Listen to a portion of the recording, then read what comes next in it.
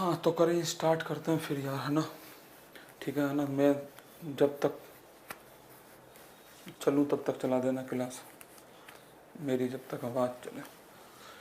क्या बात है, इनके कमेंट तो हौसला देंगे। चल ठीक है ना, कर स्टार्ट कर।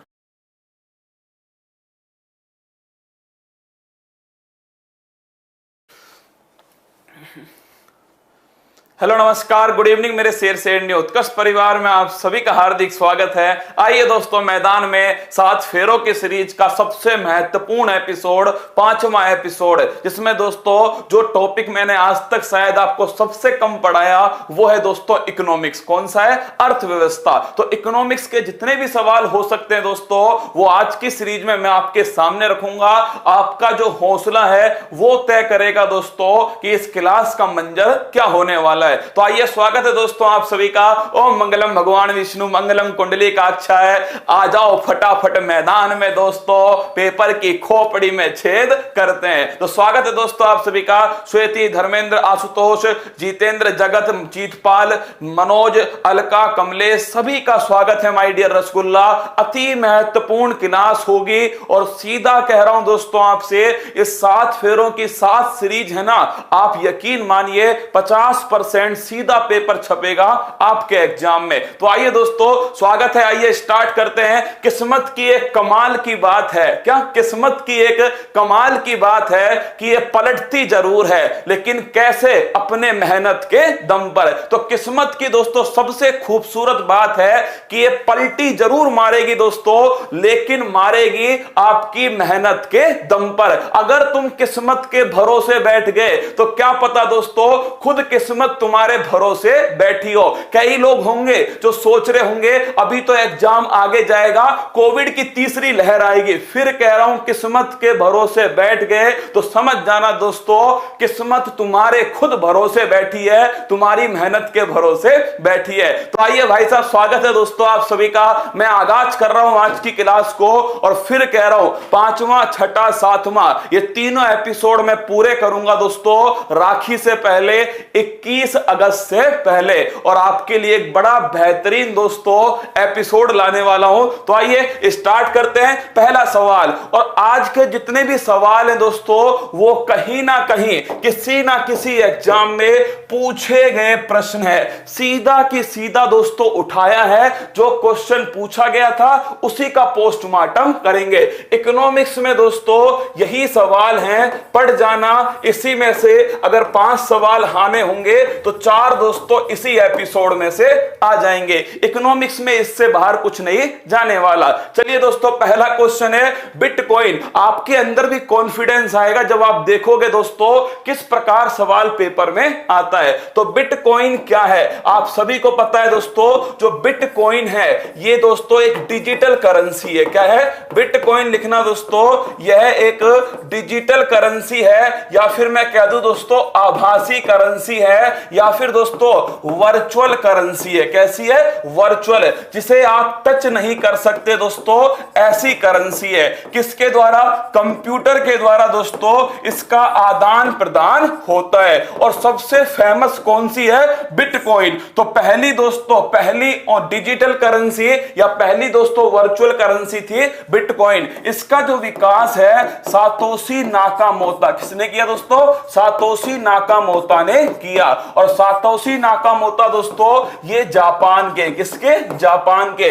इसकी सबसे बड़ी कमी है दोस्तों, इस पर किसी का भी रेगुलेशन नहीं है। नोट करना, इस पर दोस्तों किसी का भी रेगुलेशन नहीं है, मतलब इसे कोई भी दोस्तों रेगुलेट नहीं करती। ये इसकी सबसे बड़ी कंपनी। और हाल ही में दोस्तों एल सल्वाडोर देश है जिसने दोस्तों बिटकॉइन को लीगल करेंसी घोषित कर दिया। तो इसी में करंट अफेयर्स नोट कर लेना, नोट लगा के दोस्तों।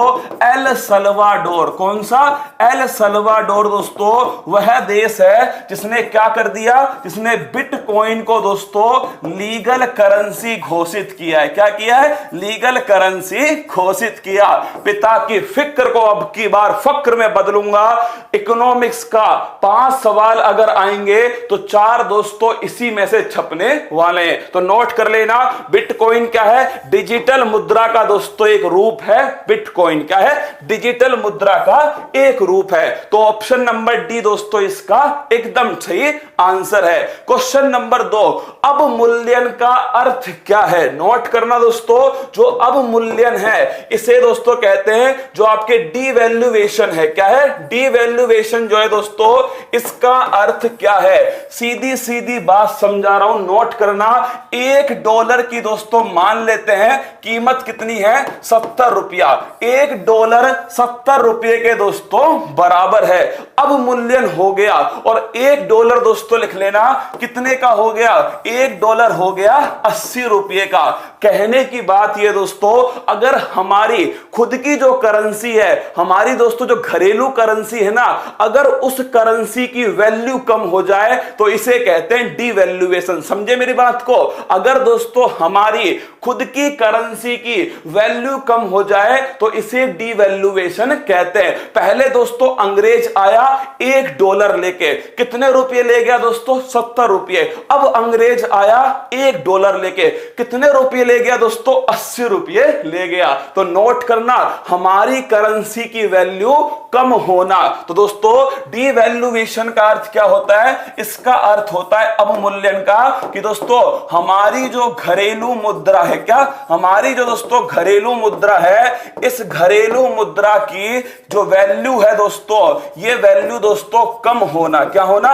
हमारी घरेलू मुद्रा की जो वैल्यू है वो कम होना। इससे क्या फर्क पड़ेगा दोस्तों? इससे फर्क पड़ेगा, कोई जो अंग्रेज है जो $1 लेकर आया था, वो यहां से पहले 70 का माल ले रहा था दोस्तों, अब वो 80 का माल लेगा। मतलब हमारा जो माल है वो ज्यादा बिकेगा, मतलब दोस्तों निर्यात जो है बढ़ेगा, और दोस्तों हम जो बाहर से मंगा रहे हैं वो कम होगा। इसको नोट कर लो, सीधा क्वेश्चन पेपर में आएगा और पूछा गया क्वेश्चन है दोस्तों एग्जाम के अंदर। अगर आपसे पूछे डीवैल्यूएशन, सीधा क्वेश्चन पूछेगा अवमूल्यन का दोस्तों क्या प्रभाव पड़ता है, तो लिख लेना अवमूल्यन से दोस्तों जो निर्यात है, ये निर्यात सस्ते होते हैं, और जो आयात है दोस्तों, ये आयात जो है महंगे होते हैं। सीधा पेपर में छपने वाला क्वेश्चन है, अवमूल्यन का क्या प्रभाव पड़ेगा?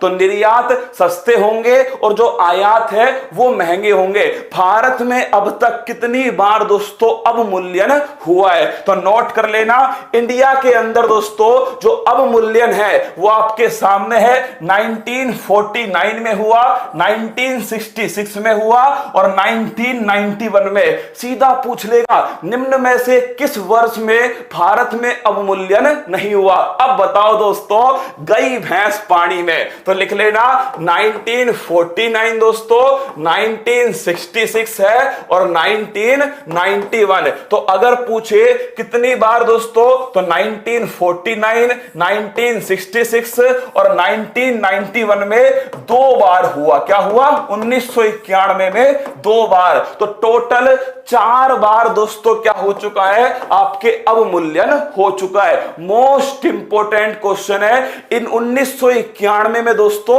2 बार हुआ। क्या? 1991 में 2 बार। तो अगर आपसे पूछे अवमूल्यन का अर्थ क्या है, अब दोस्तों पढ़ो, घरेलू मुद्रा के स्थान पर एक नई मुद्रा लागू करना, चल पूंजी अन्य देश की मुद्रा की तुलना में घरेलू मुद्रा का मान कम होना, ये दोस्तों क्या है? यह है डीवैल्यूएशन। क्या है? डीवैल्यूएशन। तो सीधा सवाल है अवमूल्यन। आज तक शायद दोस्तों इकोनॉमिक्स में शायद पहली बार आपको समझा रहा हूं, ये सारी बातें सीधा पेपर में आएंगी। फिर कह रहा हूं 5 सवाल अगर आएंगे, 4 दोस्तों यहीं से आने वाले हैं। देखना, अवमूल्यन या डीवैल्यूएशन दोस्तों, खुद की जो मुद्रा है उसकी जो वैल्यू है ये कम होना है, डीवैल्यूएशन। कितनी बार हुआ है?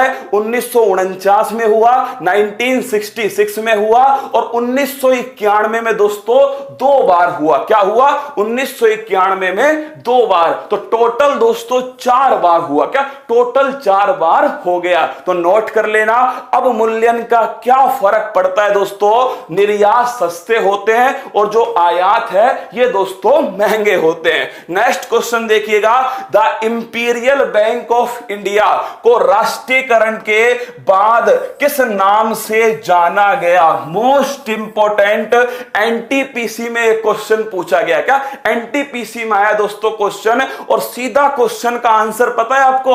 उसमें पूछा गया स्टेट बैंक ऑफ इंडिया की स्थापना कब हुई? क्या कब हुई दोस्तों? तो नोट करना, जो स्टेट बैंक ऑफ जो इंडिया है ना दोस्तों, इसकी जो स्थापना है, लिख लो, इसकी जो स्थापना है एनटीपीसी ने मानी है दोस्तों 1806। पेपर में देखना आंसर, उसमें 1806 मानी गई है, एकदम ठीक मानी है। क्यों मानी है दोस्तों?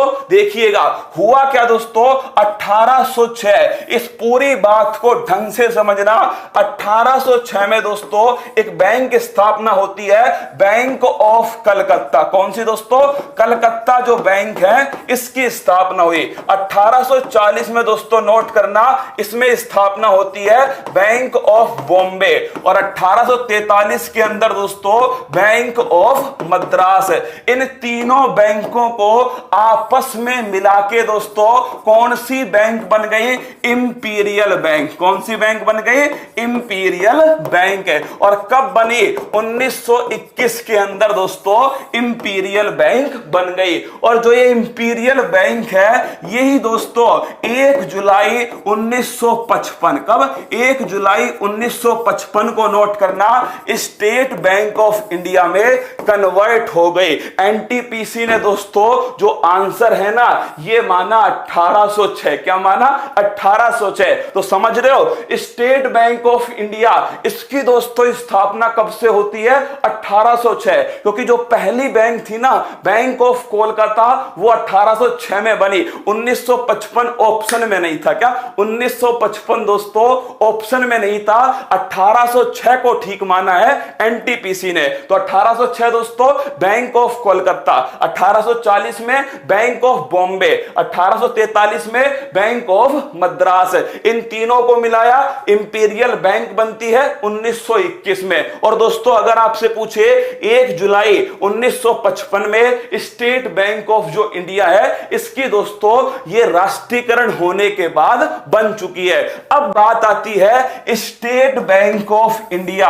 अगर आपसे पूछ लो दोस्तों स्टेट बैंक ऑफ इंडिया, इसका दोस्तों ध्येय वाक्य मोटो क्या है? कौन कौन बताएगा दोस्तों? इसकी जो लाइन है वो क्या लाइन है जो आपको स्टेट बैंक ऑफ इंडिया की लाइन है, या फिर दोस्तों ध्येय वाक्य या आदर्श वाक्य क्या है? फटाफट छाप दो कमेंट बॉक्स में। इसका जो हेडक्वार्टर है वो दोस्तों नरीमन पॉइंट, कहां स्थित है? नरीमन पॉइंट में स्थित है। और नरीमन पॉइंट दोस्तों ये मुंबई के अंदर स्थित है। और इसके वर्तमान में चेयरमैन दोस्तों लिख लेना दिनेश खारा। कौन है? दिनेश खारा दोस्तों इसके वर्तमान में चेयरमैन। तो आपके सामने सारी महत्वपूर्ण बातें आपके सामने थी। अभी तक आपने इसका आंसर नहीं दिया है, जल्दी छापो इसका आंसर क्या है। स्टेट बैंक ऑफ इंडिया कौन सी लाइन लिखी होती है उसके नीचे दोस्तों जल्दी, मेरा खाता भाग्य विधाता, मेरा थप्पड़ तेरा गाल, चुपचाप पढ़ ले मेरी जान। अरे यार वो किसका है? वो दोस्तों जनधन योजना। किसका है? जनधन योजना का है ना। बलस्यम मूलम विज्ञानम। भाई साहब कुछ को नहीं होवे क्या? कुछ भी नहीं होगा दोस्तों। अरे बताओ रसगुल्लो फटाफट। The banker to every Indian लिखना दोस्तों। क्या है? The banker to every Indian, ये लाइन लिखी होती है, ढंग से देखना। The banker to every Indian, ये ध्यान रखना। इसका संबंध किससे? इसका संबंध है स्टेट बैंक ऑफ इंडिया से। अगला क्वेश्चन, नाबार्ड की स्थापना किस वर्ष में हुई थी? तो लिख लो दोस्तों नाबार्ड जो है, बड़ा अच्छा क्वेश्चन है भाई साहब, नोट करना। NABARD national bank for agriculture है। एक बार तो इसकी फुल फॉर्म पूछी, नेशनल बैंक फॉर एग्रीकल्चर दोस्तों, एग्रीकल्चर एंड रूरल डेवलपमेंट। क्या? Rural development. अगर आपसे पूछे इसकी स्थापना कब होती है? 12 जुलाई दोस्तों 1982 को। अगला क्वेश्चन पूछिए किस समिति की सिफारिश पर होती है? शिवरमन समिति की सिफारिश पर। हेडक्वार्टर कहां है दोस्तों? मुंबई में इसका हेडक्वार्टर। और वर्तमान में इसके अध्यक्ष कौन है? गोविंद चिंतालू दोस्तों इसके वर्तमान में अध्यक्ष है। तो अगर आपसे पूछ ले कि नाबार्ड जो है इसकी दोस्तों जो स्थापना है 1982 के अंदर होती है, 12 जुलाई 1942। कब होती है? 12 जुलाई 1942 है। सर आप सच में पढ़ा रहे हो क्या? हाँ भाई साहब सच में पढ़ा रहा हूं ना। और तुम्हारा जो ये प्यार है ना वो मुझे मजबूर कर चुका है 2 क्लास और एक्स्ट्रा लेने पर। हो जाओ तैयार। और फिर कह रहा हूं आज का 5 नंबर इकोनॉमिक्स में पक्का करके जाना। जो पसीना बहाएगा दोस्तों वो सिलेक्शन लेकर जाएगा। खामोशी छाएगी, छतों पर मेले लगेंगे, अब की बार मेरा रसगुल्ला सेलेक्ट होकर अपने गांव वापस जाएगा। ये देखिए ऐसा राज्य जहां क्षेत्रीय ग्रामीण बैंक नहीं है। ये क्वेश्चन दोस्तों सीधा पूछा गया आपके यूपीपीएससी द्वारा दोस्तों अवर अविनस्त सेवा परीक्षा में। पहली बात तो रीजनल रूरल बैंक, क्षेत्रीय ग्रामीण बैंक, इसकी स्थापना कब होती है? 2 अक्टूबर दोस्तों 1975 को। और अगर आपसे पूछो किस राज्य में नहीं है तो नोट करना दोस्तों सिक्किम के अंदर रीजनल रूरल बैंक नहीं है। कहां पर नहीं है? सिक्किम के अंदर। अगला क्वेश्चन आपसे पूछे दोस्तों इसमें आरआरबी में दोस्तों किसका कितना प्रतिशत हिस्सा है? सीधा पेपर में पूछेगा कि भारत सरकार का कितना हिस्सा है दोस्तों इसके अंदर। या फिर आपसे पूछ सकता है जो प्रमोटेड बैंक है जो इसे प्रमोट करती हैं उसका कितना हिस्सा है, या दोस्तों राज्य सरकार का कितना हिस्सा है। इंपॉर्टेंट क्वेश्चन है। रीजनल रूरल बैंक के अंदर दोस्तों नोट करना भारत सरकार जो है इसका कितना प्रतिशत हिस्सा है दोस्तों, तो लिखना 50%। कितना है? 50%। अगर पूछे प्रमोटेड बैंक दोस्तों इनका हिस्सा है 35% का और राज्य सरकार का हिस्सा है 15%। इसे अच्छे से नोट कर लो। सिक्किम तो पेपर में पूछ लिया क्या? सिक्किम तो पेपर में पूछ लिया दोस्तों। अब हो सकता है ये पूछ ले कि इसकी स्थापना कब होती है? 2 अक्टूबर 1975 में। और आपको याद है इसके लिए किसे नोबेल पुरस्कार मिला है? कौन कमेंट बॉक्स में छापेगा? बताओ दोस्तों इसके लिए किसे नोबेल पुरस्कार दिया गया था? फटाफट छाप दो दोस्तों किसे नोबेल पुरस्कार दिया गया। सिक्किम के अंदर नहीं है, छाप लेना। और दोस्तों भारत सरकार का 50% हिस्सा है। जो बैंक इसे प्रमोट करती है दोस्तों वो ध्यान रखना 35% हिस्सा है। और दोस्तों राज्य सरकार का 15% हिस्सा है। अगर तुमसे पूछे इसकी स्थापना का श्रेय किसे देते हैं दोस्तों जिसे नोबेल पुरस्कार मिला, क्या उसे नोबेल पुरस्कार मिला और वो कहां है? जल्दी बताओ भाई साहब। मोहम्मद यूनुस है। नोट कर लो दोस्तों मोहम्मद यूनुस जो है इसे नोट करना। कौन है? मोहम्मद यूनुस है। और जो मोहम्मद यूनुस हैं कहां के रहने वाले दोस्तों?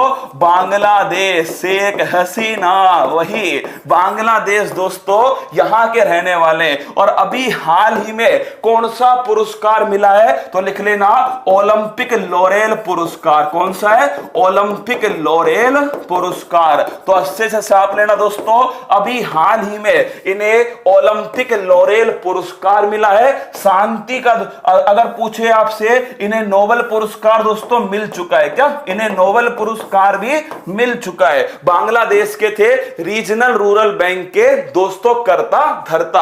आरबीआई के 23वें गवर्नर कौन है? जितने भी दोस्तों आयाम बन सकते हैं ना आपकी दोस्तों इकोनॉमिक्स में, सारे के सारे आयाम मैं आपके सामने खोलकर रख दूंगा। एक बच्चा पूछ रहा है स्टेट बैंक ऑफ इंडिया इसकी स्थापना किस समिति की सिफारिश पर हुई थी? तो माय डियर रसगुल्ला फटाफट इसकी खोपड़ी में छेद कर दो क्वेश्चन के, छाप दो कमेंट बॉक्स में रिजर्व बैंक ऑफ इंडिया। पहला क्वेश्चन दोस्तों 1934 का अधिनियम। दूसरा क्वेश्चन है यंग हिल्टन आयोग। कौन सा है? यंग हिल्टन आयोग। तीसरा क्वेश्चन दोस्तों 1 अप्रैल 1935 को स्थापना। चौथा क्वेश्चन स्थापना के समय दोस्तों इसका जो मुख्यालय था वो कोलकाता में था।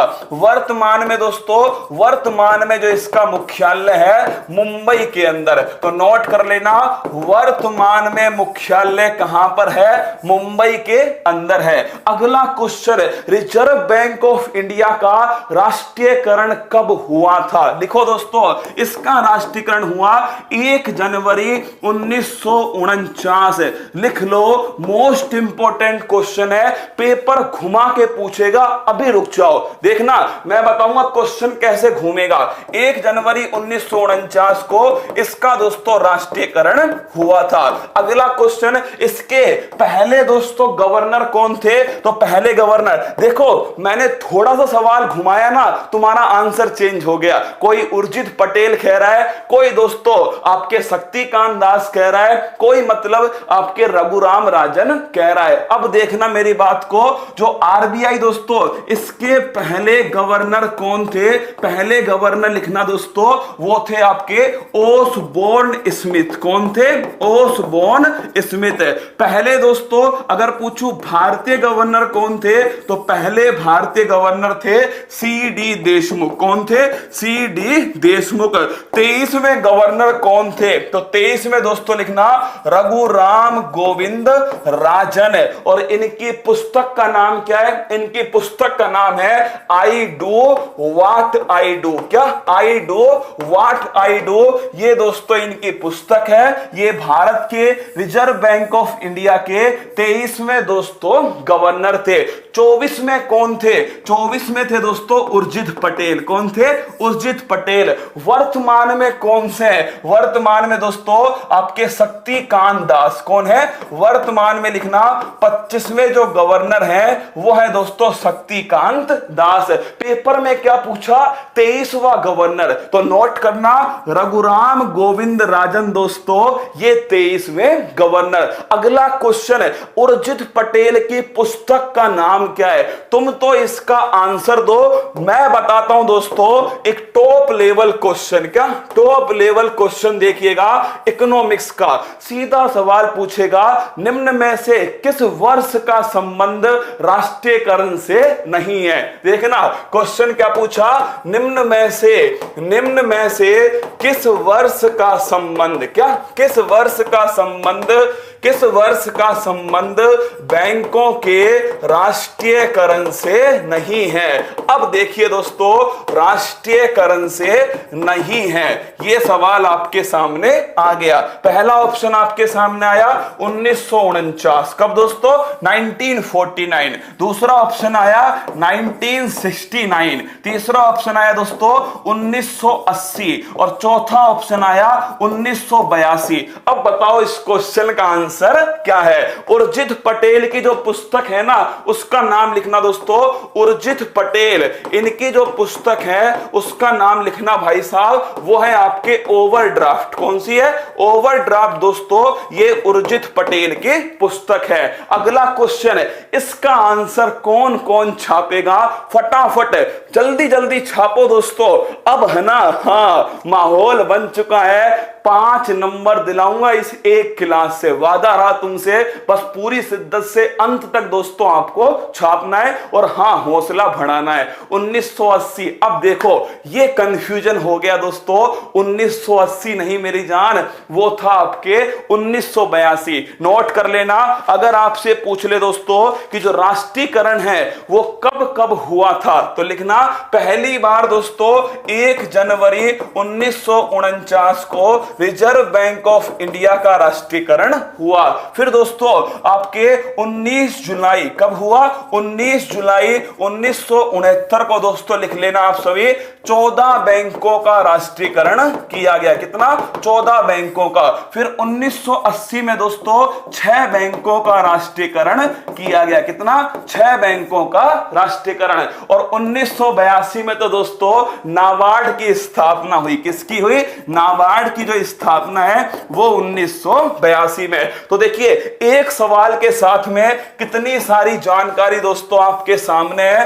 कब कब राष्ट्रीयकरण हुआ था, 14 बैंकों का कब हुआ दोस्तों, 6 बैंकों का कब हुआ था, सारी डेट आपके सामने। अगला क्वेश्चन देखिएगा, ये रहा, भारत में निम्न में से कौन सा प्रत्यक्ष कर नहीं है? पहली बात तो प्रत्यक्ष कर होता क्या है? क्या डायरेक्ट टैक्स जो है दोस्तों ये क्या होता है? प्रत्यक्ष कर का मतलब है जिस पर टैक्स लगा है वही टैक्स दोस्तों भुगतेगा। अगर आपसे पूछे इसका अर्थ क्या है तो इसका अर्थ लिखना दोस्तों, जिस पर टैक्स लगा। क्या? जिस पर टैक्स लगा है, जिस पर टैक्स लगा वही दोस्तों इसका भुगतान करेगा। अगर दोस्तों मेरी इनकम थी तो मेरे ऊपर टैक्स लगा, मैंने ही दोस्तों उसका भुगतान कर दिया। ये तो है दोस्तों डायरेक्ट टैक्स। इनडायरेक्ट टैक्स कौन सा है? इनडायरेक्ट टैक्स दोस्तों जिस पर टैक्स लगे वो नहीं कोई और दोस्तों भुगते, वो है इनडायरेक्ट टैक्स। तुम सोना बाबू के साथ जूस पीने गए। क्या पीने गए? जूस पीने। दोस्तों सोना बाबू ने जूस पिया, तुमने खाई 5 रुपए वाली चॉकलेट, लेकिन दोस्तों पैसा किसने दिया? पैसा जूस का भी तुमने दिया। ये दोस्तों इनडायरेक्ट क्या है? ये है इनडायरेक्ट। तो नोट करना, सोना बाबू का दोस्तों जो खर्चा उठाया ना ये इनडायरेक्ट टैक्स है। कौन सा है? इनडायरेक्ट। लगा तो किसी पर था, भुगता दोस्तों किसी ने। तो नोट करना, प्रत्यक्ष कर के उदाहरण दोस्तों इनकम टैक्स। क्या है? इनकम टैक्स जो है ये दोस्तों डायरेक्ट टैक्स है। अगला दोस्तों संपत्ति कर। कौन सा? संपत्ति कर है या दोस्तों आपके निगम कर है। क्या है? Corporate tax. ये सबकी सब दोस्तों डायरेक्ट टैक्स है। अगर बात करो इनडायरेक्ट की दोस्तों तो लिखना, इनडायरेक्ट का सबसे बढ़िया एग्जांपल है जीएसटी। क्या है दोस्तों?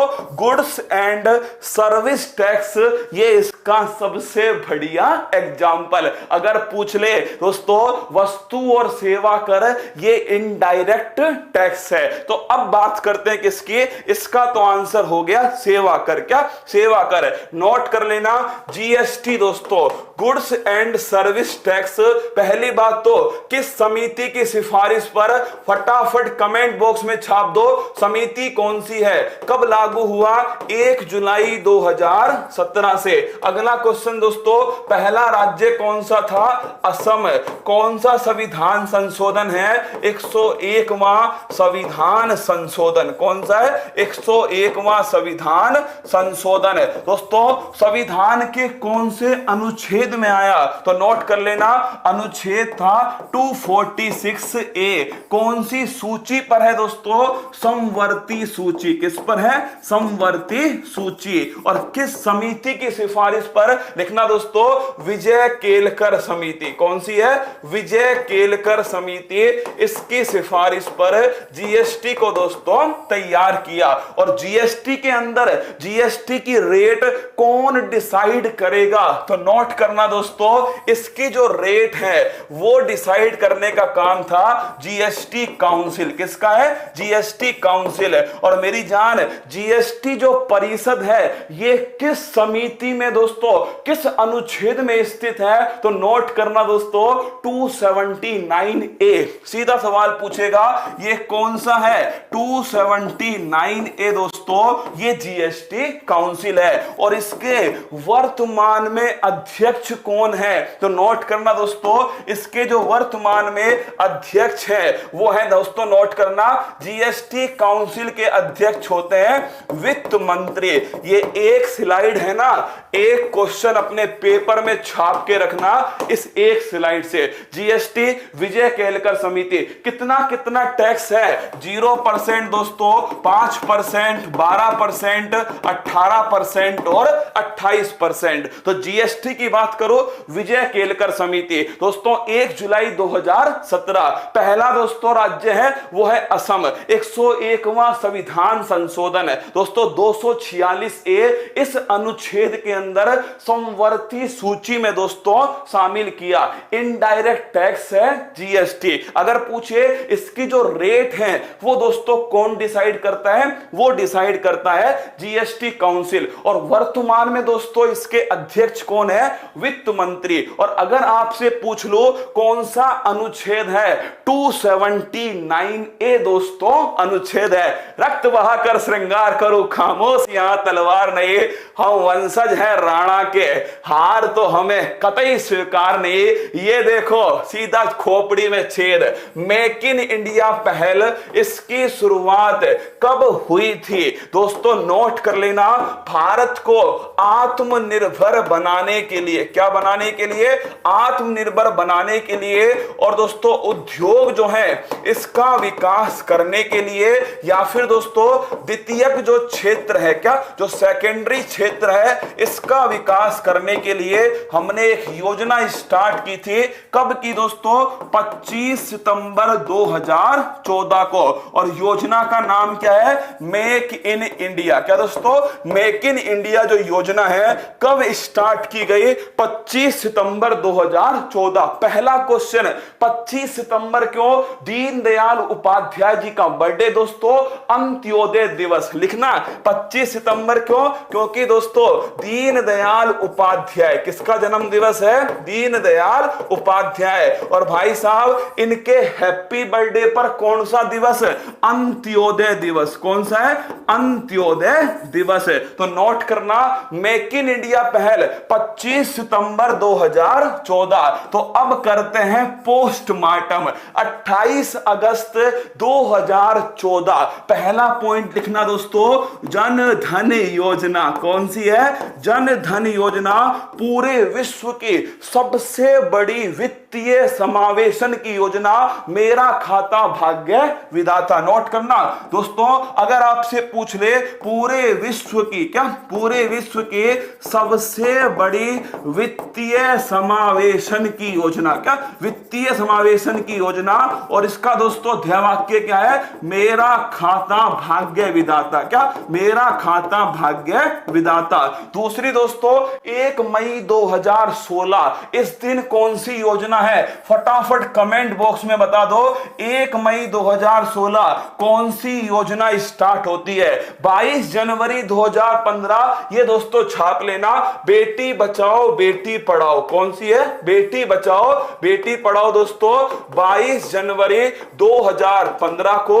कहां से, पानीपत दोस्तों हरियाणा से स्टार्ट होती है। और माधुरी दीक्षित जो है दोस्तों इसकी एम्बेसडर है। कौन है, माधुरी दीक्षित इसकी दोस्तों ब्रांड एम्बेसडर है, बेटी बचाओ बेटी पढ़ाओ। तो पानीपत हरियाणा 22 जनवरी 2015। 1 मई 2016 दोस्तों उज्ज्वला योजना। नोट कर लेना कौन सी योजना है, उज्ज्वला योजना। तो यहां पर लिख लो दोस्तों उज्ज्वला योजना। तो 4 योजनाएं मैंने आपको पढ़ाई दोस्तों। पहली योजना थी 28 अगस्त 2014, कौन सी योजना है, जन धन योजना। 1 मई 2016 दोस्तों उज्ज्वला योजना कहां से स्टार्ट होती है, ये स्टार्ट होती है दोस्तों बलिया उत्तर प्रदेश से। 25 सितंबर 2014 ये दोस्तों कौन सी है, मेक इन इंडिया। क्यों स्टार्ट की गई दोस्तों, ये स्टार्ट की गई द्वितीय क्षेत्र को बढ़ावा देने के लिए, आत्मनिर्भर दोस्तों बनाने के लिए। और 22 जनवरी 2015 दोस्तों पानीपत से स्टार्ट होती है बेटी बचाओ बेटी पढ़ाओ योजना। अगला क्वेश्चन देखना, निम्नलिखित में से असुमेलित है। फिर देखो 4 बड़ी महत्वपूर्ण योजनाएं तुम्हारे सामने। प्रधानमंत्री ग्राम सड़क योजना दोस्तों, मृदा स्वास्थ्य कार्ड योजना, मिशन इंद्रधनुष और पीएम किसान योजना। एक ऑप्शन मैं अपनी तरफ से लिख रहा हूं, क्या मेरी तरफ से है, जिसका आंसर हर किसी को पता है। लिखना दोस्तों सांसद आदर्श ग्राम योजना। अब बताओ बताओ दोस्तों, गई भैंस पानी में, सांसद आदर्श ग्राम योजना ये कब स्टार्ट हुई, इसका भी आंसर छाप दीजिए। पहली बात दोस्तों, पीएम किसान योजना 24 फरवरी 2019 है। और दोस्तों उत्तर प्रदेश वालों ढंग से नोट करना, साक्षी मलिक हरियाणा के अंदर दोस्तों ब्रांड एम्बेसडर है। अगर आपसे बोल दूं मैं कि 24 फरवरी 2019 को कहां से स्टार्ट हुई दोस्तों, गोरखपुर से, लिख लो कहां से स्टार्ट हुई, गोरखपुर से दोस्तों स्टार्ट होती है, उत्तर प्रदेश से। कहां से? गोरखपुर उत्तर प्रदेश।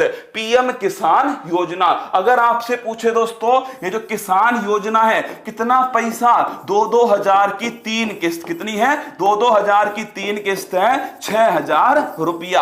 अगला है मिशन इंद्रधनुष टीकाकरण, लिखो दोस्तों किससे संबंधित है? टीकाकरण से संबंधित है। और दोस्तों कब स्टार्ट होती है? यह योजना स्टार्ट होती है 25 दिसंबर 2014। कब होती है? 25 दिसंबर 2014। और दोस्तों 25 दिसंबर को किसका जन्म दिवस है? दोस्तों अटल बिहारी वाजपेयी सुशासन दिवस। कौन सा है? सुशासन दिवस अटल बिहारी वाजपेयी। अगला दोस्तों मृदा स्वास्थ्य कार्ड 19 फरवरी 2015। और कहां से स्टार्ट होती है? सूरतगढ़ दोस्तों गंगानगर से स्टार्ट होती है। स्वस्थ धरा खेत हरा।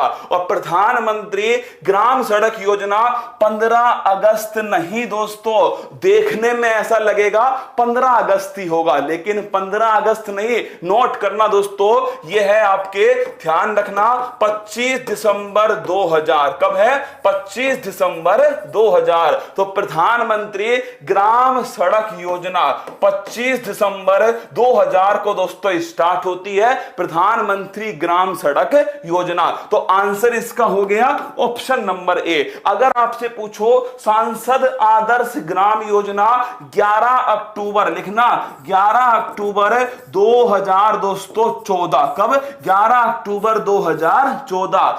11 अक्टूबर क्यों, ये कौन बताएगा? 11 अक्टूबर क्यों?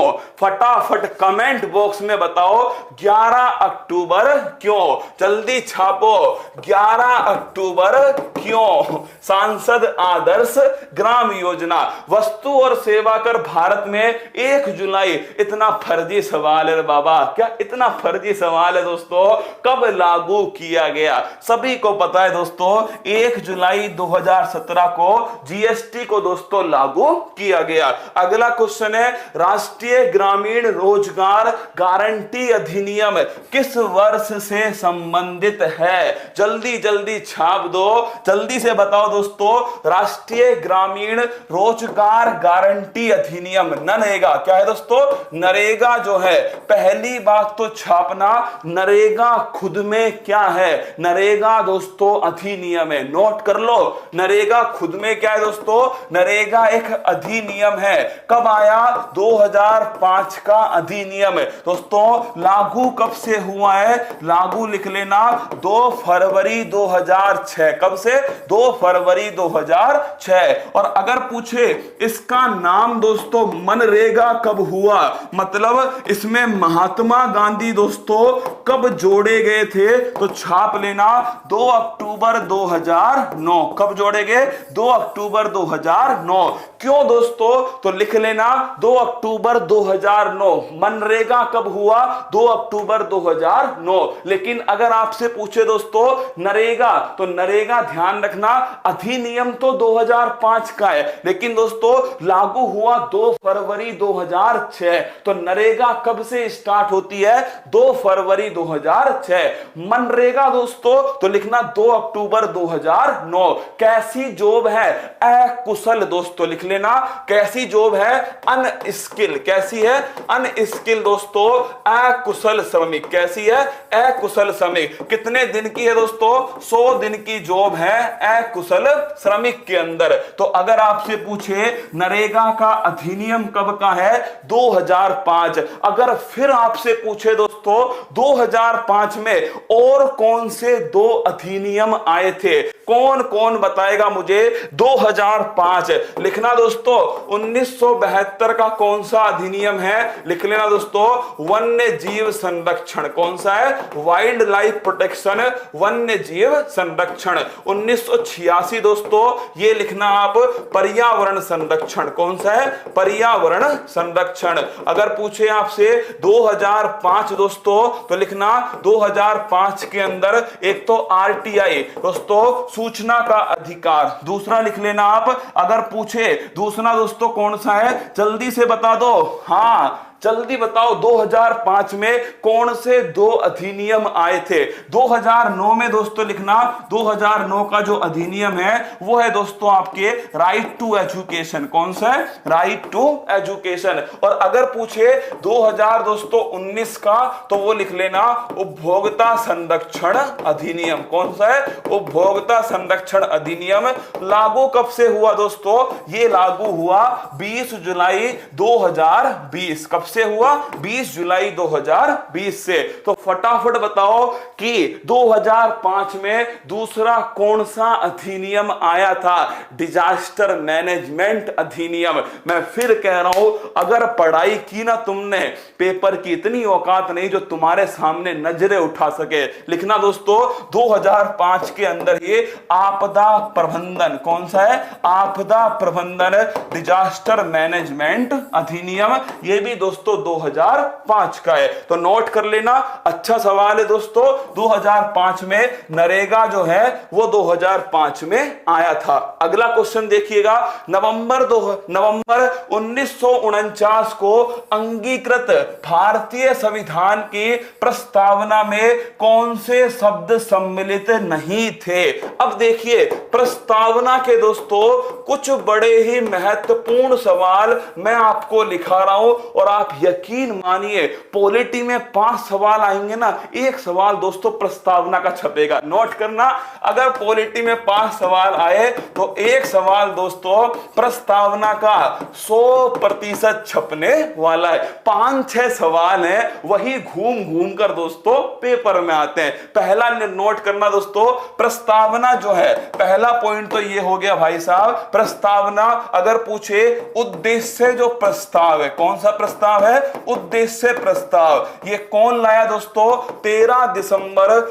दिसंबर 1946 को जवाहरलाल नेहरू के द्वारा दोस्तों ये संविधान सभा के अंदर रखा गया। तो उद्देश्य प्रस्ताव कब रखा गया? 13 दिसंबर 1946 को। लेकिन दोस्तों ये प्रस्ताव कब पारित हो गया? तो लिखना ये प्रस्ताव दोस्तों पारित कब हुआ? फटाफट कमेंट बॉक्स में बताओ उद्देश्य जो प्रस्ताव है ये दोस्तों कब पारित हुआ? तो लिख लेना आप सभी, जो उद्देश्य प्रस्ताव था दोस्तों अगर पूछ लो ये पारित कब हुआ था, फटाफट छाप दो कमेंट बॉक्स में। बिल्कुल 22 जनवरी लिख लो, 22 जनवरी 1947 है। कब पारित हुआ दोस्तों? 22 जनवरी 1947 है। अगला क्वेश्चन दोस्तों कि जो भारत की प्रस्तावना है इसे संविधान की आत्मा कहा गया। क्या इसे कहा गया? संविधान की आत्मा। क्या दोस्तों? संविधान की आत्मा। अगला क्वेश्चन है, क्या प्रस्तावना में संशोधन हो सकता है? तो बिल्कुल दोस्तों हो सकता है। नोट करना, प्रस्तावना में केशवानंद भारती केस, कौन सा है? केशवानंद भारती केस दोस्तों 1973। इसके बाद यह कहा गया कि प्रस्तावना में दोस्तों संशोधन हो सकता है। और अगर पूछे क्या प्रस्तावना में संशोधन हुआ तो बिल्कुल दोस्तों एक बार हुआ। क्या हुआ? एक बार हुआ, और वो हुआ दोस्तों 1976 के 42वां संविधान संशोधन है। इसे दोस्तों मिनी कॉन्स्टिट्यूशन कहते हैं। क्या बोलते हैं? मिनी कॉन्स्टिट्यूशन है। अगर पूछे इस संविधान संशोधन से किसे जोड़ा गया दोस्तों तो छाप लेना आप सभी, 3 शब्दों को जोड़ा गया। कितना? तीन शब्दों को जोड़ा गया। और वो तीन शब्द कौन कौन से हैं? तो लिखना दोस्तों समाजवाद। क्या है? समाजवाद है। एक दोस्तों पंथ निरपेक्ष है और एक लिख लेना अखंडता। कौन सा है? अखंडता। तो क्या प्रस्तावना में संशोधन हो सकता है? बिल्कुल हो सकता है। कितनी बार हुआ? एक बार हुआ। कितने दोस्तों शब्द जोड़े गए? तीन शब्द, समाजवाद, पंथ निरपेक्ष और दोस्तों अखंडता। कौन सा? अखंडता।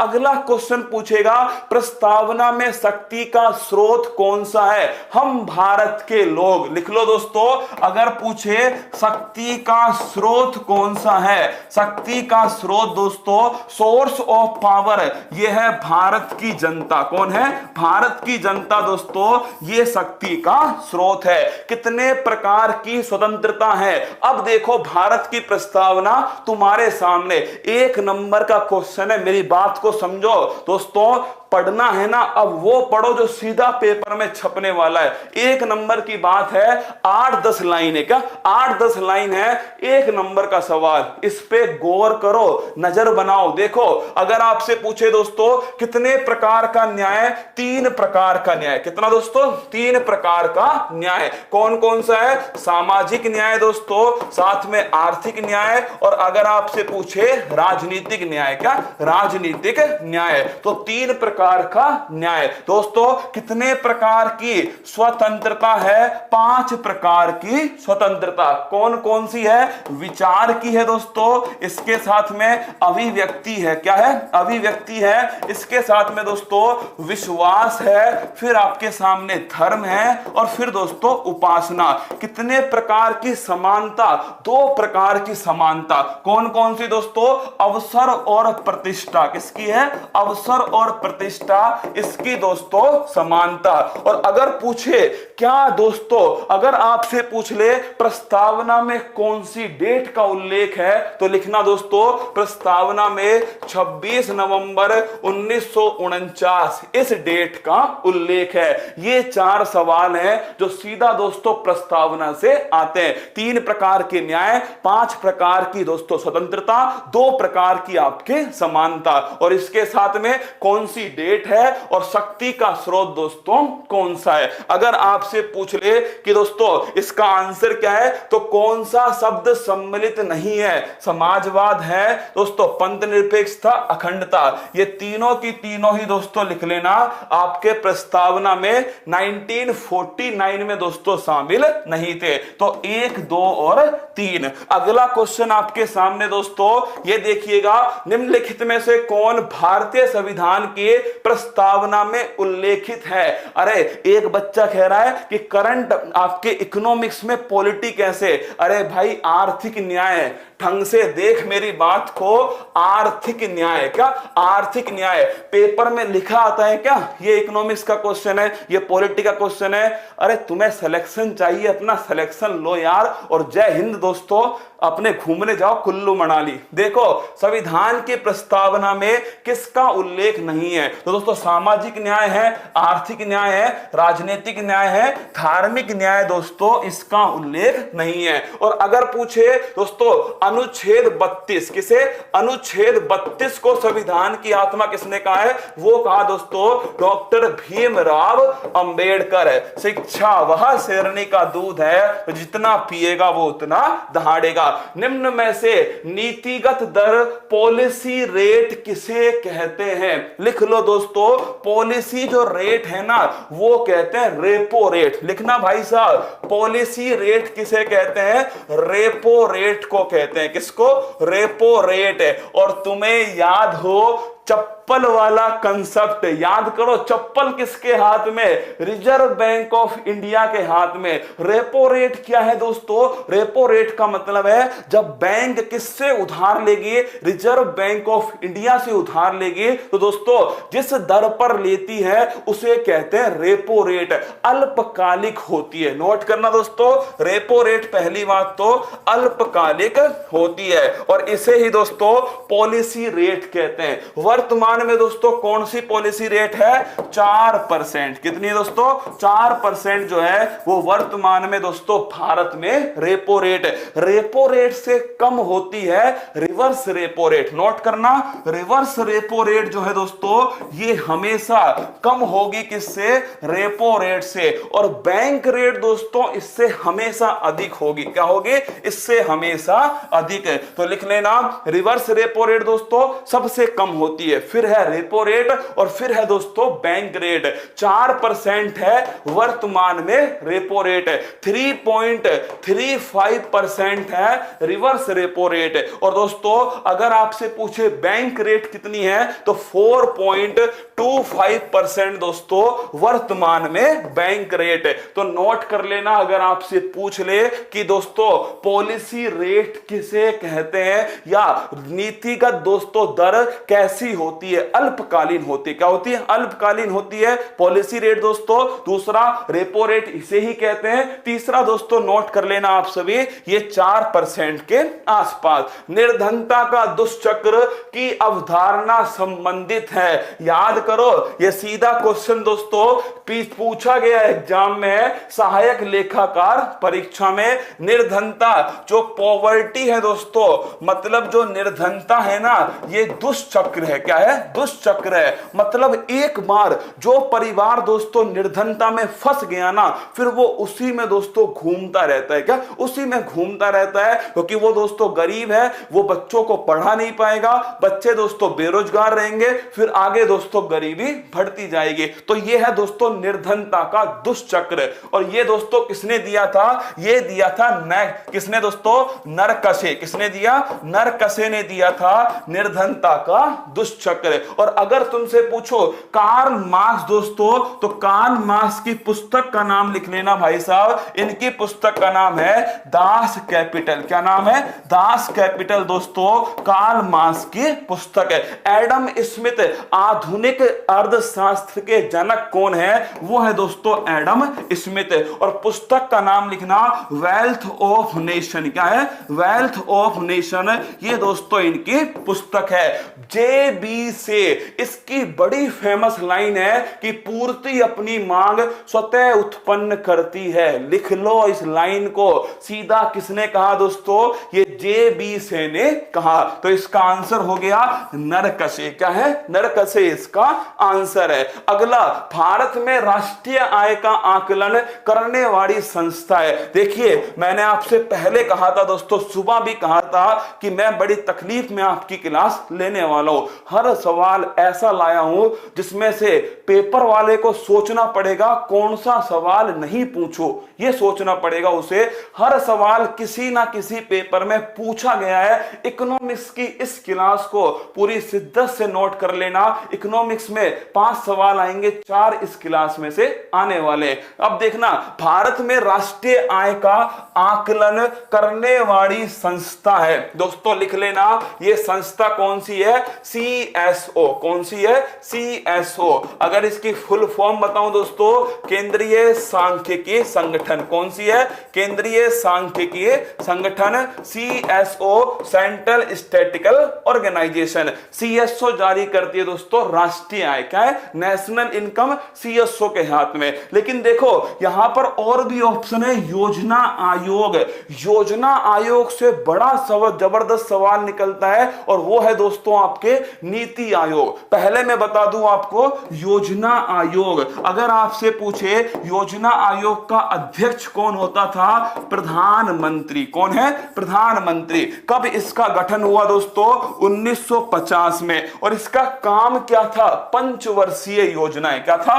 5 ईयर जो प्लान है इन्हें लागू करना इसका काम था। इसी के स्थान पर दोस्तों 1 जनवरी, कब अगर पूछो इसी के स्थान पर 1 जनवरी दोस्तों, 1 जनवरी 2015 को कौन सी नई संस्था आती है? उसका नाम है नीति आयोग। क्या नाम है? नीति आयोग। अगर आपसे पूछ ले दोस्तों, जो नीति आयोग है कौन सा? जो नीति आयोग है दोस्तों, अगर आपसे पूछो इस नीति आयोग में अध्यक्ष कौन है, तो लिखना दोस्तों, इसके अध्यक्ष खुद प्रधानमंत्री हैं। इसके उपाध्यक्ष कौन है, तो इसके जो उपाध्यक्ष है दोस्तों, वर्तमान में लिख लेना आपके राजीव कुमार। कौन है, राजीव कुमार इसके वर्तमान में उपाध्यक्ष है। इसके सीईओ कौन है दोस्तों, तो इसके सीईओ है अमिताभ कांत। कौन है, अमिताभ कांत।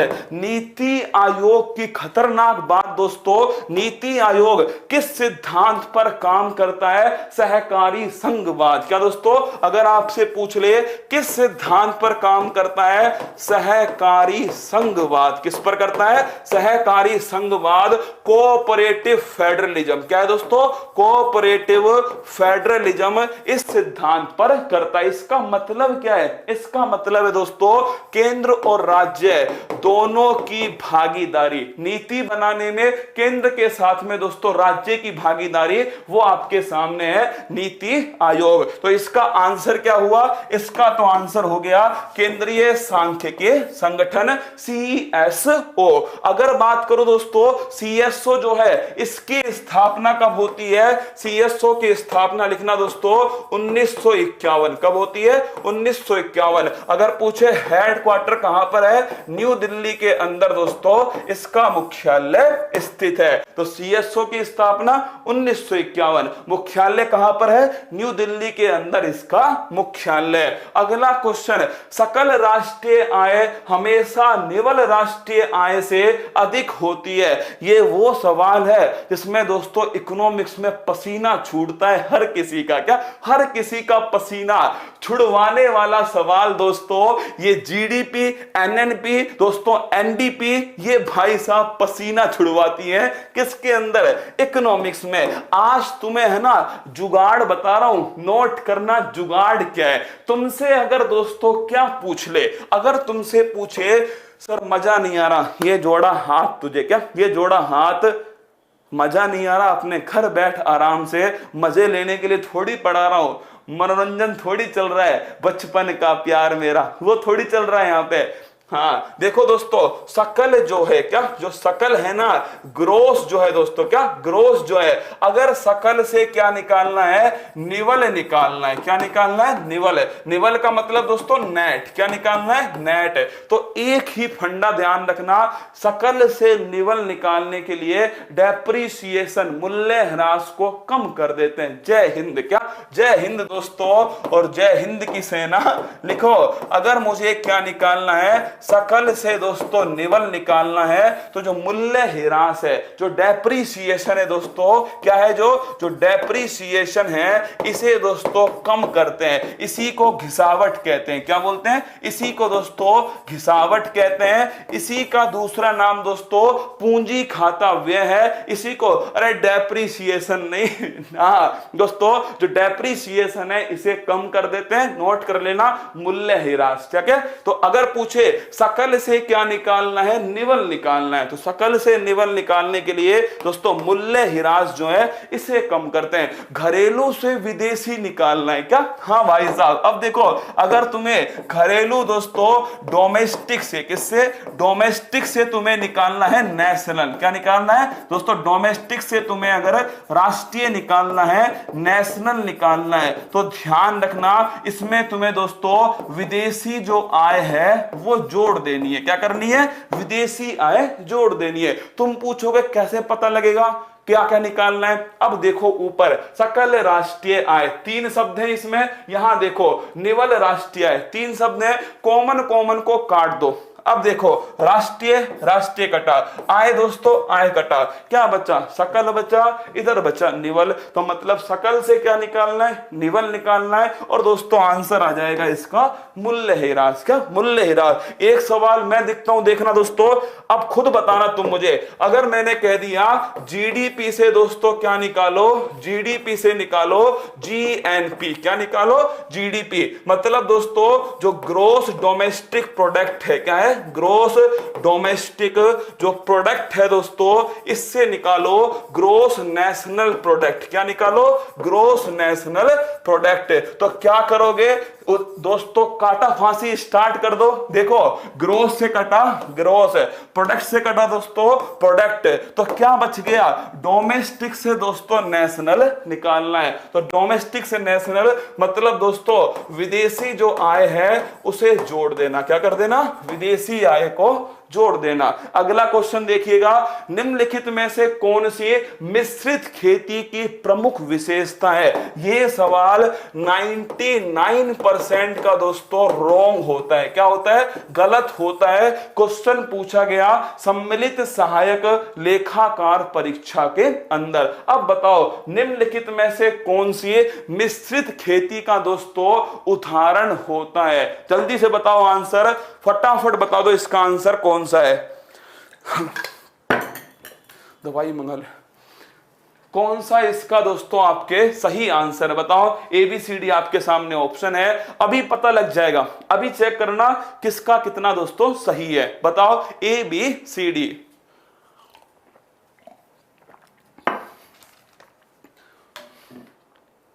बताओ बताओ फटाफट बताओ। ABCD क्या सही आंसर है? जल्दी जल्दी जल्दी जल्दी। सर पड़ोसन बुला रही है, चला जाऊं। चला जा बेटा, चला जा। वो तो इसीलिए बुला रही है तेरा सिलेक्शन ना हो। अब तू देख ले तेरे हिसाब से। ABCD ओल ओल ओल। क्या बात है, क्या बात है। नीलम, संगीता, गौरव सर की शेरनी, ओल ओल। और भी है क्या? कमेंट चला फटाफट, इनका नाम तो लेने दो बहादुरों का। ओल ओल, क्या बात है। सुधीर कुमार भी ओल पर है। गजब गजब गजब, अद्भुत अद्भुत हो यार, अद्भुत हो ना। सतीश ओल, मनीष 100% ओल। क्या 100% ओल? मनीष का है। हाँ विनय का, अच्छा विनय ने तो सही आंसर दे दिया रे। जितेंद्र ओल, योगेश का है ओल या फिर सी। गजब हो यार, मतलब हाँ। अब सुनो बेटा, इधर देखो, यही तो होता है खतरनाक काम दोस्तों। मिश्रित खेती का मतलब होता है दोस्तों खेती तो आप कर ही रहे हो, मतलब कि पशुपालन दोस्तों, आप खेती का मतलब फसल उत्पादन तो आप कर ही रहे हो। इसके साथ में दोस्तों जो पशुपालन है, जो लाइव स्टॉक है, ये भी साथ में करोगे तो कहलाएगी मिश्रित खेती। नकदी और खाद्य दोनों फसल, ये मिश्रित खेती नहीं है दोस्तों। अरे ये तो फसल का ही उत्पादन है, चाहे नकदी हो, चाहे खाद्य हो, चाहे दोस्तों रबी हो, चाहे खरीफ हो, ये सब दोस्तों कैसी है? फसल ही है। अगर पूछे 2 या 2 से अधिक फसल दोस्तों, ये तो एक ही टाइप है, पशुपालन और फसल उत्पादन साथ में दोस्तों। ऑप्शन नंबर सी, डी तो तुम्हें दोस्तों, डी तो तुम्हारी भैंस को पानी में गिराने के लिए दिया। क्या? डी तो तुम्हारी जो भैंस है उसे पानी में डुबकी लगाने के लिए दिया गया। तो ऑप्शन नंबर सी, पशुपालन और फसल उत्पादन को एक साथ करना, ये दोस्तों मिक्स एग्रीकल्चर है, मिश्रित खेती है। अगला क्वेश्चन है, 14वें वित्त आयोग के अध्यक्ष निम्न में से कौन है? अगर तुमसे पूछे दोस्तों वित्त आयोग, फिनांस कमीशन, कौन सा है? फिनांस कमीशन दोस्तों, वित्त आयोग। अनुच्छेद कौन सा है? 280 अनुच्छेद है। अगर आपसे पूछे दोस्तों पहले वित्त आयोग के अध्यक्ष KC नियोगी, कौन थे? KC नियोगी। कितने वर्ष के लिए होता है? 5 वर्ष के लिए दोस्तों होता है। अगर पूछे आपसे 14वें वित्त आयोग के कौन है, तो लिखना दोस्तों 14वें वित्त आयोग है YV रेड्डी। कौन है? YV रेड्डी 14वें वित्त आयोग के अध्यक्ष।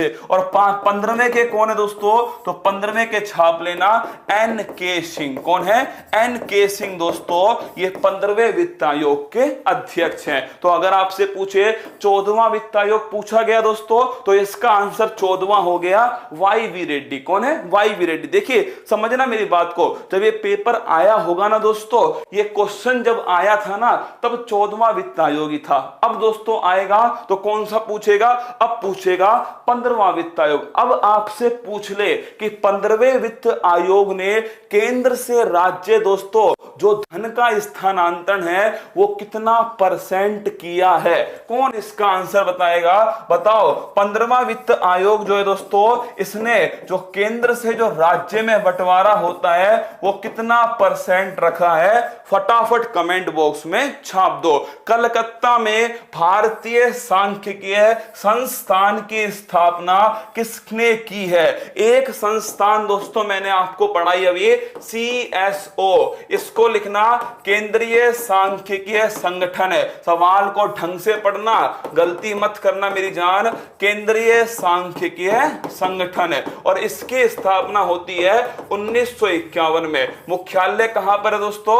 दिल्ली के अंदर मुख्यालय। जबकि दूसरा मैं आपको पढ़ा रहा हूं भारतीय सांख्यिकीय संस्थान दोस्तों, मतलब कि इंडियन स्टैटिकल दोस्तों, इंडियन स्टैटिक्स आपके इंस्टीट्यूट ISI, क्या ISI, दोनों अलग अलग संस्थाएं, क्या दोनों अलग अलग संस्थाएं। पहली संस्था CSO, दूसरी संस्था दोस्तों ISI।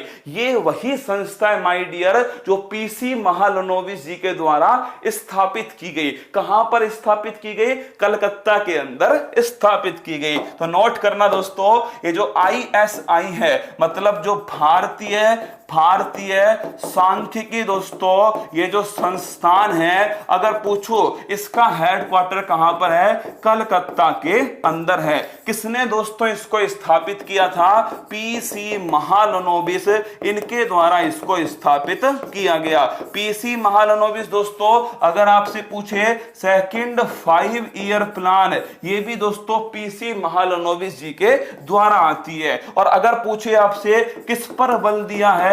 उद्योग पर बल दिया दोस्तों PC महालनोबिस ने। तो इसका आंसर हो गया है दोस्तों option number B, PC Mahalanobis. अगर तुमसे एक सवाल पूछूं, क्या अगर तुमसे सवाल पूछूं कि PC महालनोबिस जी के जन्म दिवस को दोस्तों किस रूप में मनाया जाता है? फटाफट कमेंट बॉक्स में छाप दो। PC महालनोबिस दोस्तों इनका जो हैप्पी बर्थडे महालनोबिस दोस्तों जो इनका जो हैप्पी बर्थडे है, इस हैप्पी बर्थडे को पहली बात तो ये कब आता है? क्या पहली बात तो कब आता है? और दूसरी बात दोस्तों उस दिन कौन सा दिवस बनाया जाता है? अगला क्वेश्चन है इकोनॉमिक सर्वे किसके द्वारा प्रकाशित होता है? तो नोट करना दोस्तों, इकोनॉमिक जो सर्वे है ये प्रकाशित होता है वित्त मंत्रालय के द्वारा। किसके द्वारा दोस्तों? वित्त मंत्रालय के द्वारा इकोनॉमिक जो सर्वे है उसे प्रकाशित किया जाता है। अब देखिए सवाल दोस्तों बड़ा आसान था ये, इसमें एक ऑप्शन और होता ना, मुख्य आर्थिक सलाहकार।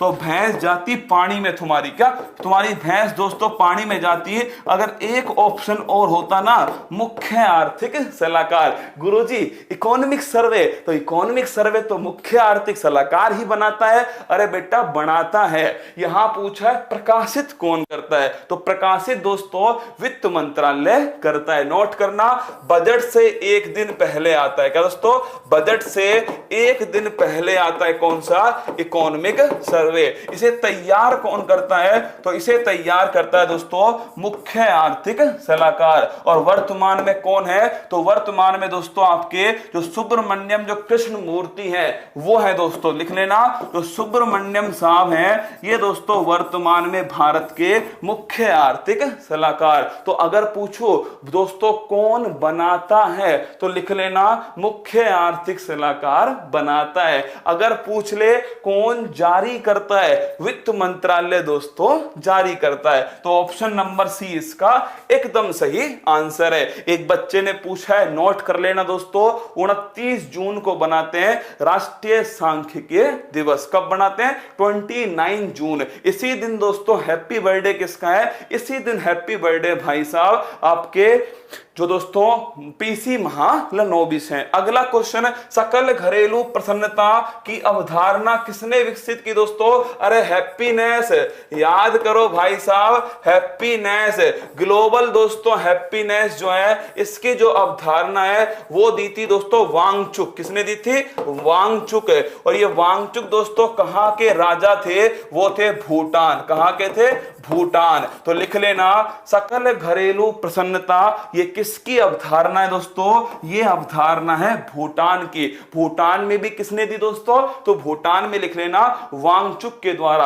अगर तुमसे पूछ लूं, क्या अगर तुमसे पूछो वर्ल्ड हैप्पीनेस डे कब मनाया जाता है? पहला क्वेश्चन दोस्तों, वर्ल्ड हैप्पीनेस डे कब मनाया जाता है? दूसरा क्वेश्चन, स्वीडन ने नहीं दी मेरी जान, किसने दी है? भूटान ने दी है। किसने? भूटान ने। दूसरा क्वेश्चन दोस्तों आपसे पूछ ले कि वर्ल्ड हैप्पीनेस जो इंडेक्स है, क्या है? जो वर्ल्ड हैप्पीनेस इंडेक्स है दोस्तों, वर्ल्ड हैप्पीनेस इंडेक्स है, अगर आपसे पूछ ले कि इस सूचकांक में भारत की क्या रैंक है, तो नोट करना दोस्तों, इस सूचकांक में भारत की रैंक है 139। क्या है? 139। और दूसरा क्वेश्चन दोस्तों, पाकिस्तान नल्ले में दोस्तों अधिक खुशहाली है भाई साहब, खतरनाक है, 105वीं रैंक है नल्ला। पहले स्थान पर कौन है? तो पहले स्थान पर दोस्तों फिनलैंड। कौन है? फिनलैंड। और अगर पूछे सबसे कम दोस्तों खुशहाली कहां पर है? अफगान जलेबी मासूक फरेबी। लिख लो सबसे कम दोस्तों, लिख लो। अगर पूछ ले सबसे कम खुशहाली कहां पर है, तो सबसे कम खुशहाली है अफगानिस्तान। कहां पर है? अफगानिस्तान। तो वर्ल्ड हैप्पीनेस इंडेक्स 139 दोस्तों भारत की रैंक है, पाकिस्तान नल्ला 105 पर है। कब दोस्तों? तो लिख लेना 20 मार्च को बनाते हैं विश्व दोस्तों खुशहाली दिवस। कब बनाते हैं? 20 मार्च को। फिनलैंड टॉप पर है, अफगानिस्तान दोस्तों सबसे नीचे है। तो इसका आंसर हो गया भूटान। अगला क्वेश्चन है, विश्व स्तर पर हरित क्रांति के जनक किसे कहा जाता है? तो दोस्तों अगर पूछ ले आपसे हरित क्रांति का जनक, अब देखिए पहला ऑप्शन क्या है? एमएस स्वामीनाथन। आप सोचोगे एमएस स्वामीनाथन, ठीक है, यही तो है हरित क्रांति का जनक। हमारे दिमाग में दोस्तों ये दिखाई नहीं देगा तुमको। ये देखो विश्व स्तर पर, तो नोट करना दोस्तों नॉर्मन बोरलॉग। कौन है? Norman Borlaug. तो नॉर्मन जो बोरलॉग है ये विश्व स्तर पर दोस्तों हरित क्रांति, ग्रीन रिवॉल्यूशन जो है इसके जनक है। ग्रीन रिवॉल्यूशन दोस्तों गेहूं और चावल, किसमें? गेहूं और चावल ग्रीन रिवॉल्यूशन है। ये कब आई थी दोस्तों? ये आई थी 1969 के आसपास। कब? 1969 के आसपास। कहां आई थी दोस्तों? ये जो आपके पंजाब है, पंजाब, हरियाणा दोस्तों, राजस्थान का कुछ हिस्सा था, आपके उत्तर प्रदेश का दोस्तों ऊपर वाला जो हिस्सा है, साथ में राजस्थान का भी ऊपर वाला जो हिस्सा है, यहां पर दोस्तों आई थी। अगर पूछे भारत में कौन है, तो दोस्तों भारत में लिख लेना आप एमएस स्वामीनाथन। फिर कह रहा हूं दोस्तों, मुझे पता है आप सभी को आता है, आप सभी होशियार हो, मैं सब जानता हूं दोस्तों, फिर भी कभी कभी गलतियां हो जाती है, तो नोट करना।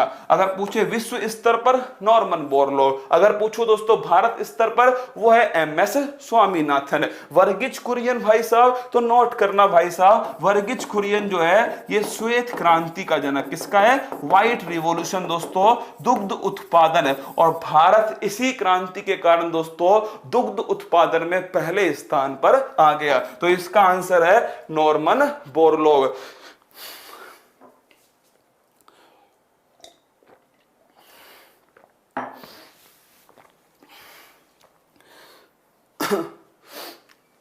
हाँ छुट्टी कर रहा हूं, कर दी। सुन लो मेरी बात, 2 मिनट और सुन लो मेरी बात को। कल आपके 20 तारीख है, तो कल मैं 6ठा एपिसोड आपको कराऊंगा, ठीक है? कल 20 तारीख है, 6ठा एपिसोड कराऊंगा। इस 6ठे एपिसोड में दोस्तों पॉलिटी है, हमारी ज्योग्राफी है, इन सभी को, मतलब दोस्तों जो आपका बच्चा हुआ है ना, पॉलिटी है, ज्योग्राफी है, कुछ क्वेश्चन आपके दोस्तों जो हिस्ट्री के हैं वो भी आपको करा दूंगा इसके अंदर, है ना? तो ध्यान रखना, कल 6ठा है। आज की क्लास से मेरी उम्मीद है कि कम से कम दोस्तों 4 से 5 सवाल सीधा पेपर में आएंगे। कल की क्लास भी दोस्तों नोट करना, कल की क्लास से 5 से 10 सवाल जो हैं वो पेपर में आएंगे। एपिसोड 6 दोस्तों आपके सामने कल 8 बजे आएगा। फिर दोस्तों कल है 20 तारीख, फिर होगी 21 तारीख, और 21 तारीख को दोस्तों मैं जाऊंगा, जो मम्मी आएंगी जयपुर दोस्तों, मैं उनसे मिलने जाऊंगा ना। हाँ, वरना दोस्तों घर से निकाल देंगे घर वाले मेरे। तो मैं जाऊंगा दोस्तों मिलने उनसे। क्या, मैं उनसे मिलने जाऊंगा 1 बजे के बाद, केवल तुम्हारे लिए। नोट करना, केवल तुम्हारे लिए। तो नोट करना दोस्तों, जो 21 तारीख है, क्या जो ये तो 20 तारीख की कल सुबह दोस्तों क्लास में आना ही है आप सभी को। देख लो एक बार, है ना, एक बार देख लो। कल सुबह 6 बजे क्लास होनी है दोस्तों आपकी। कल सुबह 6 बजे फूल पत्ती वाली क्लास कल सुबह होगी ये। फिर दोस्तों इसके बाद में कल शाम को ये होगी। तो कल तो दोनों क्लास है आपकी, है ना। सुबह भी दोस्तों क्लास है और आपकी शाम को भी क्लास है ना। कल तो दोनों क्लास है, ठीक है। अगला क्वेश्चन दोस्तों, जो आपका 21 तारीख मतलब जो राखी से एक दिन पहले वाला जो दोस्तों है, उसमें आपका ध्यान रखना। देखिए मैंने आपका पूरा दोस्तों स्टैटिक जीके तो करा ही दिया लगभग, है ना, करा दिया स्टैटिक जीके, ठीक है। लेकिन दोस्तों अभी कुछ बातें रह चुकी हैं, वो है आपके करंट अफेयर्स।